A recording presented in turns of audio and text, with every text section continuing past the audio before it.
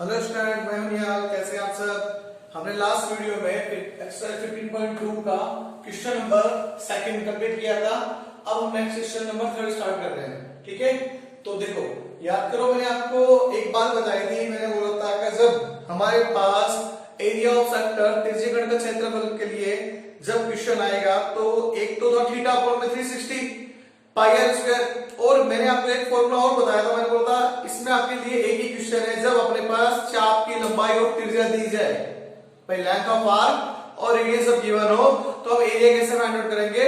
ये आज वही वाला क्वेश्चन। तो स्टार्ट करते हैं question. The length of an arc of the circle of radius 7 centimetre is 12 centimetre. ध्यान रखना, क्वेश्चन में थोड़ा सा समझना ध्यान से।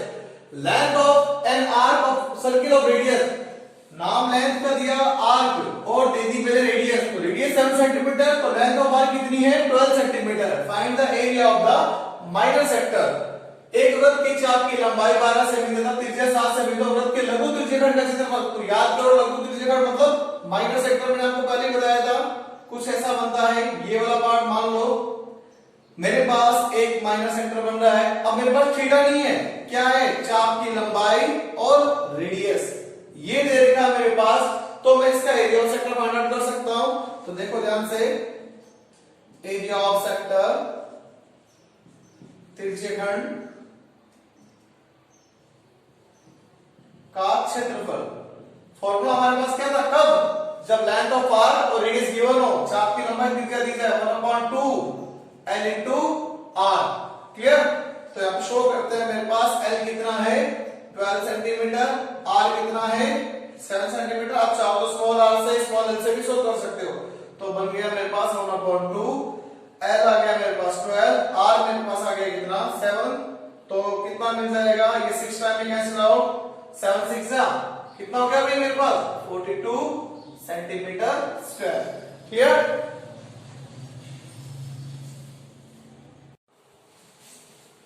Next question number 4। स्टूडेंट ध्यान रखना, क्वेश्चन नंबर 4 इस साल बोर्ड का भी एग्जाम हुआ नहीं है, उस बोर्ड के एग्जाम में भी क्वेश्चन नंबर 4 आ सकता है।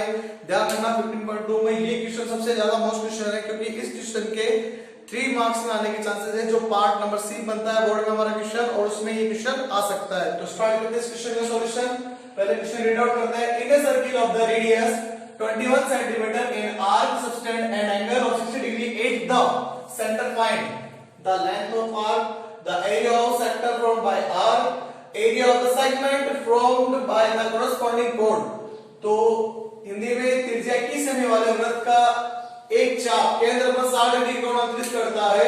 तो याद करना, चाप की लंबाई, चाप द्वारा बनाया गया त्रिज्याखंड और संगत जीवा द्वारा बनाए गए वृत्तखंड का क्षेत्रफल। तो स्टार्ट करते हैं हम सबसे पहला सॉल्यूशन इसका। तो मैं सबसे पहले यहाँ पे डायग्राम ड्रॉ कर रहा हूँ, ध्यान से देखना है डायग्राम।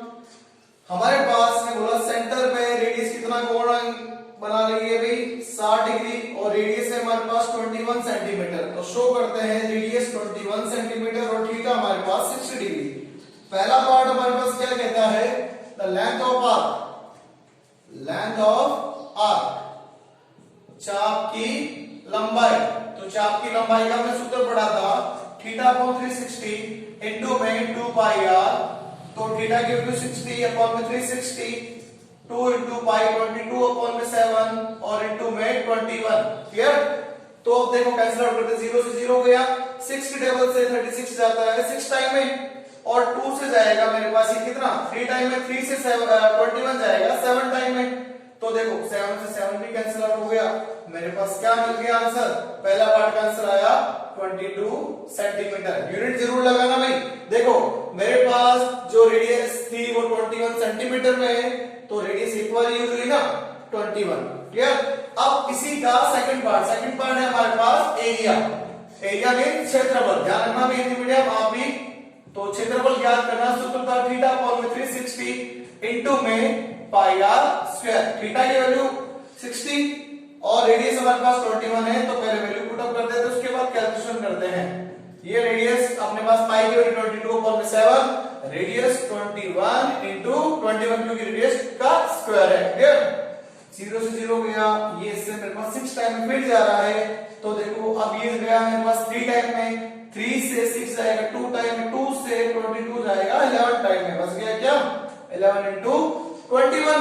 अब 21 को 11 से मल्टीप्लाई करना आई थिंक बहुत आसान है। 1 आ गया, ये 2 आ जाएगा इनटू, फिर यहाँ पे 1 आ गया, फिर 2 आ गया, तो आया 1 3 और 2, तो हमारे पास बन गया 231 सेंटीमीटर स्क्वायर। क्यों? Radius centimetre centimetre centimetre square. Clear? अभी भी इस क्वेश्चन में तीसरा वर्ड बाकी है, तो पहले आप इस क्वेश्चन को नोट कर लीजिए। अब हम करते हैं इसका क्वेश्चन नंबर थर्ड पार्ट।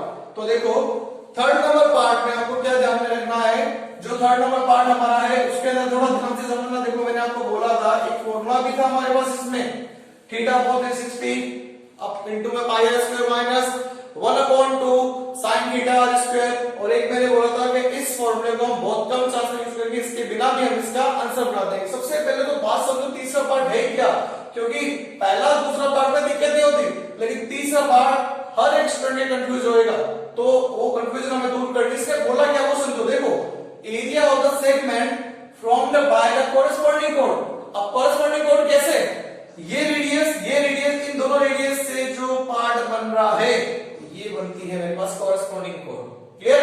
संगत जीवा द्वारा बनाया गया वृत्तखंड से, तो मतलब संगत जीवा कौन सी है, इस त्रिज्या का जहां पे एंड होगा ये बन रहा है मेरे पास, तो मेरे को इसका एरिया फाइंड आउट करना है।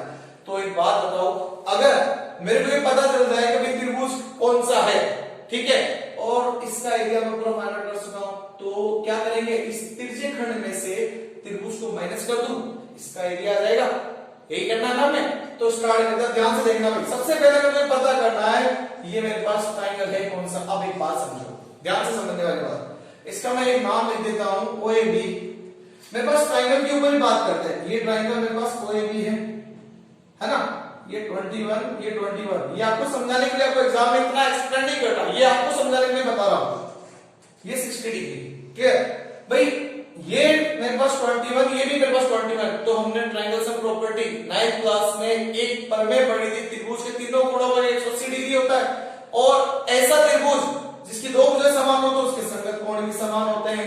मैं मान लेता हूं ये एंगल एक्स है, ये एंगल, क्योंकि मेरे को पहले सबसे पहले पता करना त्रिभुज है कौन सा, और ये त्रिभुज मेरे पास एक समबाहु त्रिभुज बनेगा, इक्विलैटरल ट्रायंगल। लेकिन बनेगा कैसे, आप छोटा सा शो कर रहे हैं।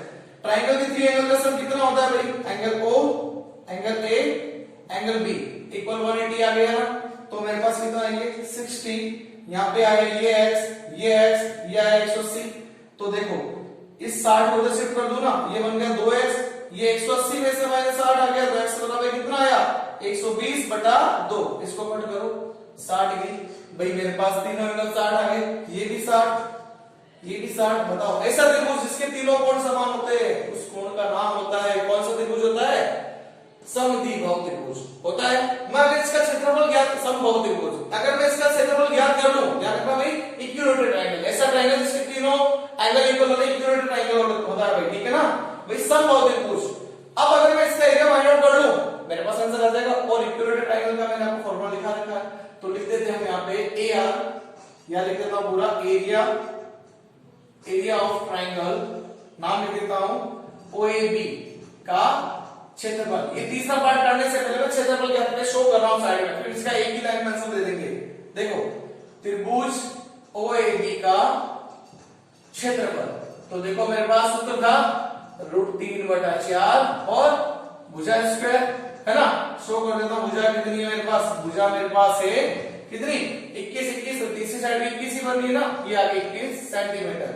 √3/4 भुजा मेरे पास 21 का स्क्वायर। अब एक बात और ध्यान रखना, एग्जाम में अगर √3 की वैल्यू दी जाती है, जब तो बहुत अच्छा, नहीं दी जाएगी तो हम ये वैल्यू 1.732। क्लियर? अगर हम क्लास इसी में जब चैप्टर हमारा 8 सॉल्यूशन है ट्रिग्नोमेट्री, तो उस समय आपको इसकी वैल्यू भी उस चैप्टर में दी जाएगी। क्लियर? और अभी हम इसमें ये वैल्यू लेके चलेंगे। ध्यान से देखना मैं कैलकुलेशन 1.732 अपॉन में 4, 21 इंटू में 21। क्लियर? अब इसका पॉइंट उठा दूं, 3 जीरो आ चुके हैं। देखो कटने की गुंजाइश इसमें है, इसमें गुंजाइश है कटने की, लेकिन इसमें नहीं है। तो देखो 1732 अपॉन आ गया मेरे पास 4 इंटू 11, 21 को 21 से मल्टीप्लाई करो भाई, इसको 21 से गुणा करते हैं, सबको पता होना चाहिए मेरे पास कितना आता है इसका स्क्वायर, बोलो। ये आ जाएगा मेरे पास कितना भाई, हमारे पास 441, ठीक है ना। तो यहाँ पे 4 आएगा तो आया मेरे पास 441, तो ये लिख दिया मैंने 441। क्लियर। अब मेरे पास नेक्स्ट इसमें क्या करना है, अब मेरे पास यहाँ पे दो ऑप्शन है। एक ऑप्शन तो ये कहता है कि मैं क्या करूं, इन दोनों की मल्टीप्लाई कर लूं और 4 का डिवाइड कर दूं, या दूसरा ऑप्शन मेरे को कहता है कि मैं 4 का इसमें डिवाइडेशन कर दूं, जितनी भी वैल्यू आएगी पॉइंट उसको इससे मल्टीप्लाई कर, जितना आंसर आएगा सब पॉइंट लगा देंगे। तो मैं थोड़ा आसान बनाना चाहता हूं, मैं चाहता हूं 4 में इसका डिवाइड कर दो पॉइंट की 2 डिजिट तक, क्योंकि 441 है, आई थिंक मेरे बड़ी सबका आसान बन जाएगा। तो ध्यान से देखना किसका, देखो 4 का डिवाइड करते हैं 1 टाइम में गया, ठीक है, फिर 4 आ गया, फिर मेरे पास 1 टाइम में गया। क्लियर। अब नेक्स्ट वैल्यू आई 1, ठीक है, 1 लेने से पहले देखो डिवाइडेशन मेरे पास हो गया ब्रेक, जब 4 मेरे पास बड़ा और एक छोटा है, भाग नहीं जाएगा, तो यहाँ पे क्या लग गया पॉइंट, ठीक है ना, और पॉइंट लगने से पहले भाग टूटा, अब इसके बाद ये पॉइंट और यहाँ पे आ गया 0। क्लियर। अब आएगा 4 दूनी 8, 2 और में गया, बस गया मेरे पास कितना भाई 2 पॉइंट लगा 0, 4 पंजे 20, चला गया ना पूरा पूरा। तो मेरे पास कितना आया 1732 इंटू में 110.25 अपॉन में कितना आ गया, ये आ गया, इसका पॉइंट और उठा दूं, मेरे पास 2 0 और आ गए। क्लियर। अभी भी मेरे पास ये आंसर खत्म नहीं हुआ, अभी ध्यान रखना, अभी भी और है थोड़ा कैलकुलेशन, थोड़ी सी इस क्वेश्चन के लिए लेंदी है, थर्ड पार्ट के लिए, तो थोड़ा ध्यान से समझे, आप इसको नोट कर ले। अब आगे इसकी कैलकुलेशन करते हैं। क्लियर। अब देखो मेरे पास नेक्स्ट वाले पार्ट में क्या रह गया, अब पता चल रहा है भाई इनकी मल्टीप्लाई ही करनी है। अब इनकी मल्टीप्लाई थोड़ा सा सीख ले। 1732 मल्टीप्लाई भी आपकी एकदम आसान होनी चाहिए, सही तरीके से करोगे तो क्वेश्चन हमारा कभी गलत नहीं हो गया, ठीक है ना। तो भाई देखो 0 5 है, अब मैं मल्टीप्लाई कर रहा हूं, 0 पावर लग गई यहाँ पे 1, 4 और 1 5, ये 0 2 2 को भी मल्टीप्लाई आसान है, कुछ ज्यादा हार्ड नहीं है। 3 पंजे 15 का 5, हासिल लगी 1, 3 2 6 और 1 7, यहाँ पे आया 0, फिर आया 3, फिर आ गया 3, फिर इंटू 7 पंजे 35 का 5, हासिल लगी 3, 7 दूनी 14, 14 और 3 कितना हो गया मेरे पास 14 और 3 हो गया 17, 17 का 7 हासिल 1 है, तो ये 1 ही आ जाएगा, 7 एकम 7, 7 एकम 7, इंटू फिर इंटू। अब आसानी है 5 2 0 1 1, तो लिखते हैं यहाँ पे 0 पावर लग गई 1, यहाँ पे आ गया मेरे पास कितना भाई देखो 13, ये कहां से लग गई 7 2 9 10, 15 का 5 हासिल फिर 1 लग गई 3, यहाँ पे हो गया 3 3 6 7, 7 और 2 9, और यहाँ पे आ गया 0 पावर लग गई 1, 7 और 1 8 1 9, और यहाँ पे आ गया कितना ये, तो मेरे पास कितना आया 1909530 क्लियर। अब मेरे पास क्या है 0 अपॉन में देखो कितने चल रहे हैं, अपॉन में 0 मेरे पास 5, 1 2 3 4 5, 2 0 से 2 0 कट गए, 1 2 3, तो मेरे पास एरिया क्या बन जाएगा 190.95 सेंटीमीटर स्क्वायर। क्लियर। ये अभी तक मेरे पास क्या आया है एरिया आया। इसके बाद हम क्या करेंगे, अब हमारा जो तीसरा पार्ट है वो हम फाइंड आउट करने वाले हैं। तो अब लिखते हैं एरिया ऑफ सेगमेंट। अब आसान रहेगा हमारे पास, तो देखो क्या बनेगा area of sector minus area of triangle.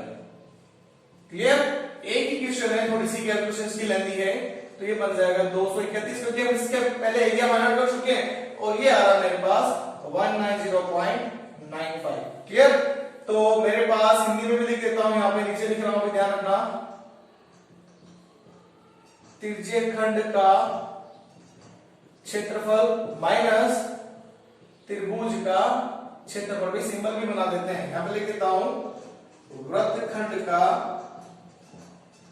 क्षेत्रफल। अब देखो, अब मेरे पास माइनस करना बहुत आसान होगा ना, क्योंकि भाई ट्रायंगल को डायरेक्ट माइनस ही तो करना है। अब देखो ये भी माइनस, थोड़ा ध्यान से समझना, क्योंकि पॉइंट वाले माइनस एक्सेस में भी कंफ्यूजन होती है। पॉइंट के बाद 2 0 मान लो, क्योंकि पॉइंट के बाद 2 डिजिट है, पॉइंट से पॉइंट के राइट साइड की वैल्यू राइट साइड में, और पॉइंट के लेफ्ट साइड की वैल्यू लेफ्ट साइड में, ये है 190।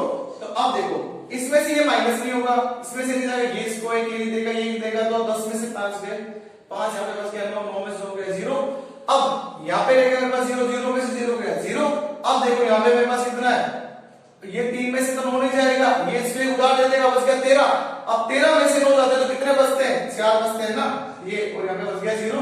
तो मेरे पास फाइनल एरिया आया 40.05 centimetre square. Clear? Pause the video, note down. Next question number 5. The length of the minute end of clock is 10.5 centimeter. Find the area of the sector formed by the minute end in 10 minute. Pi equal 22.7. एक घड़ी की minute की सुई 10.5 semi लंबी है और minute की सुई 10 मिनट में बनाई गई त्रिज्या घन का क्षेत्रफल। तो स्टूडेंट ध्यान रखें, जो मैंने आपको बोला था कि जो घड़ी की क्वेश्चन आएंगे जब आएंगे उसमें मैं आपको बताऊंगा तो वो टाइम आ गया अपने पास क्वेश्चन सॉल्यूशन करने का। तो घड़ी आप सबने मेरे को देखी है ना भाई, घड़ी सबको पता ही है कुछ ऐसी बनती है ना भाई। मेरे पास ये बन गया कुछ ऐसा, ये 4 5 7 8 10 और 11। देखो ध्यान से समझना, मिनट एंड ऑफ क्लॉक की बात कर रहा है तो वो है क्या हमारे पास। देखो ये मेरे पास मान लो मिनट की सुई ये भी यहाँ पे है। क्लियर?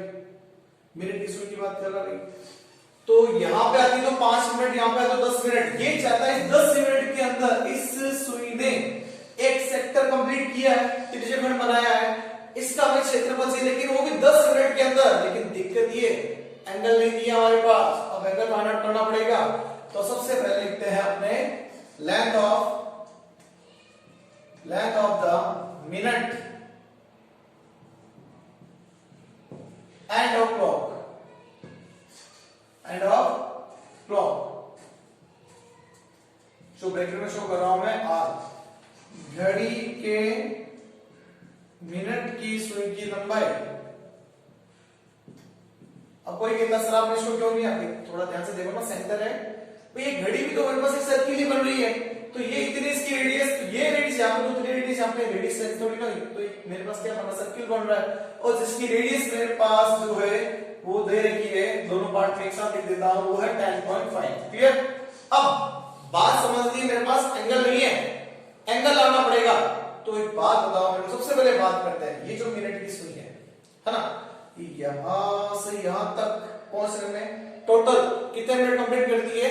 60 मिनट। तो भाई 60 मिनट एंगल कितना बनता है? 360 डिग्री। कितना? 60 मिनट का एंगल, 60 मिनट का कोण, 60 मिनट का कोण कितना आया भाई? ये आ रहा है मेरे पास 360 डिग्री।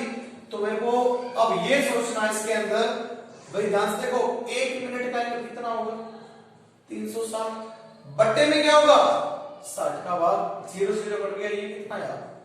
60 डिग्री। ये बात समझ में आई? नहीं है तो अभी समझो, ये यहां से यहां तक पूरा करती है एक चक्कर। एक चक्कर पूरा करने में होता है एक सर्किल कंप्लीट जिसका टोटल एंगल बनता है 360 डिग्री, और 360 डिग्री 60 मिनट में कंप्लीट करती है। तो मैं बोलता हूं 1 मिनट में भी कुछ एंगल बनता होगा, तो 1 मिनट का एंगल कितना आ गया? 60 का डिवाइड कर दिया, कितना आ गया? 60 डिग्री।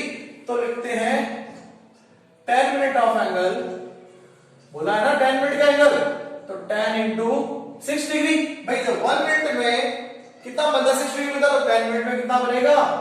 60 डिग्री। 10 मिनट का कोण, 10 मिनट का कोण। क्लियर? जो 10 मिनट का कोण है मेरे पास कितना बन रहा है, यहाँ एक साथ कंबाइन में लिख देता हूं दोनों के लिए। ये बन गया मेरे पास 10 इंटू में 6 डिग्री, तो मिल गया कितना? 60 डिग्री। तो थीटा कितना आया?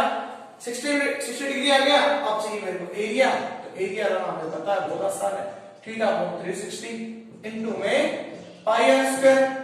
ये बना 60 अपॉन में 360, पाई 22 अपॉन में 7 ऑलरेडी गिवन है मेरे पास, इस बार दिया भी उसने। रेडियस 10.5 इंटू में 10.5, पॉइंट उड़ाए अपॉन में 0, पॉइंट उड़ाए अपॉन में 0, 0 से 0 गया, ये जाएगा मेरे पास 6 स्टेप में। आगे स्टेप में बाकी कैलकुलेशन करते हैं।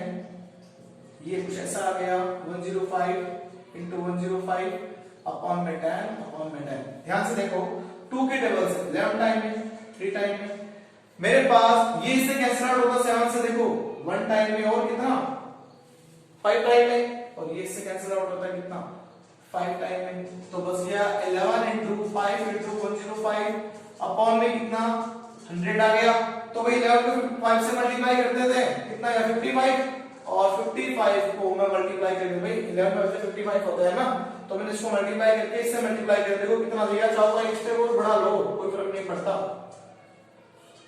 अपॉन में 100 मल्टीप्लाई करो इसको 5 5 से 5 2 आ गया फिर आ गया 5 तो सेम टू सेम वैल्यू वापस वही आ रही है ना तो देखो वापस आएगा 5 2 यहाँ पे आया 5 तो मेरे पास कितना बन जाएगा भाई ध्यान से देखना आप ये बन गया मेरे पास 5 और यहाँ पे आ गया मेरे पास कितना 7 यहाँ पे भी आया 7 यहाँ पे आया 5 तो एरिया आया मेरे पास 5775 अपॉन में 100 में अपॉन कितने दो जीरो आ रहे दो डिजिट 1.57.75 सेंटीमीटर स्क्वायर क्लियर ये हमारे पास क्वेश्चन नंबर 5 कंप्लीट हो चुका है ध्यान रखना ये भी क्वेश्चन एग्जाम में आ सकता है स्टूडेंट ध्यान रखें आप हर एक क्वेश्चन की कैलकुलेशन अपने हाथों से जरूर करें क्योंकि मैं आपको यहाँ पे हर एक कैलकुलेशन को शो करता हूँ कैसे हो रही है क्योंकि जितनी आपकी कैलकुलेशन स्ट्रॉन्ग होगी उतना ही सही आपका क्वेश्चन होगा कैलकुलेशन में अगर आपने मिस्टेक कर दी तो आपका आंसर वैसे ही रॉन्ग हो जाएगा क्योंकि एग्जामिनर हमें आंसर के मार्क्स देता है वो कैलकुलेशन सही होने पे ही मिलेंगे clear okay pause the video note down